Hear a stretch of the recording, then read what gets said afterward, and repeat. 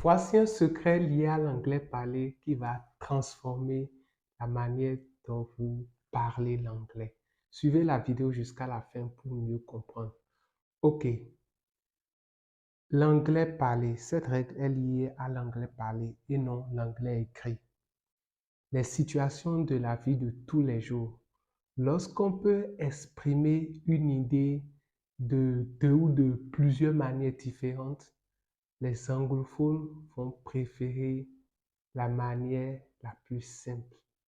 Voici quelques exemples de cas où cette règle s'applique. Premier cas, les contractions. I don't know est plus simple que I do not know. Donc, ils vont plus souvent utiliser I don't know.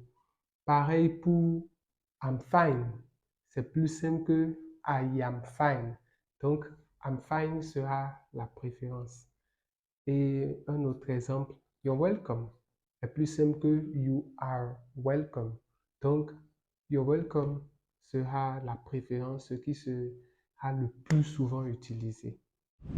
Deuxième cas, ce sont les liaisons. Par exemple, au lieu de dire let me, ils vont préférer dire let me. Donc, let me see sera remplacé par let me see très souvent. Un autre type de liaison, c'est give me qui devient give me. Donc, give me that devient give me that. Un autre exemple, want to qui devient wanna. Donc, I want to do it devient I wanna do it. Vous comprenez? Troisième cas, ce sont les mots ou expressions qui ont une version courte. Je vous donne quelques exemples. Television. On peut le remplacer par TV. Donc, dans les situations de tous les jours, vous allez plus souvent entendre TV. Un autre exemple, refrigerator peut être remplacé par fridge. Donc, fridge sera beaucoup plus utilisé que refrigerator. Et un autre exemple, c'est laboratory, qui peut être remplacé par lab. Ou encore goodbye, qui peut être remplacé par bye. Très souvent, les anglophones disent bye. Ou see you later, qui est remplacé par see you, qui est plus simple. Ok, parlons maintenant de quelques exceptions que vous pouvez remarquer. Déjà, comme je le disais au début, ce sont les situations de la vie de tous les jours. Ce n'est pas l'anglais écrit. Et ce n'est pas, par exemple, quelque chose que quelqu'un pourrait nécessairement respecter lorsqu'il est en train de présenter un discours.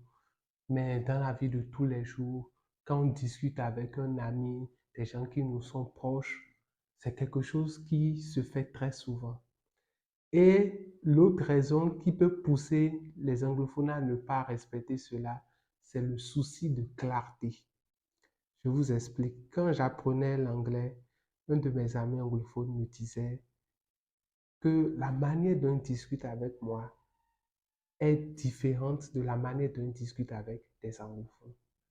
Parce que pour aller avec moi, il va prononcer les mots clairement, il va préférer éviter les contractions. Mais lorsqu'il se retrouve avec un autre anglophone qui peut facilement et rapidement le comprendre, il ne va pas respecter cela. Donc, lorsqu'on veut parler avec beaucoup de clarté et être sûr que le message est bien reçu, on peut oublier cette règle. Mais de manière générale, les situations de la vie de tous les jours, c'est respecté. Les anglophones préfèrent la manière la plus simple. Et cela m'amène à vous dire quelque chose, à vous qui apprenez l'anglais. Comprenez que l'anglais est juste un outil de communication. Donc faites comme les anglophones.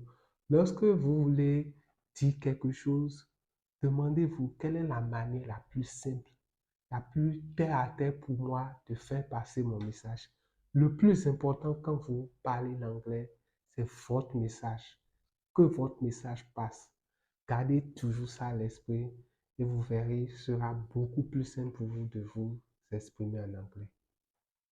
Bye.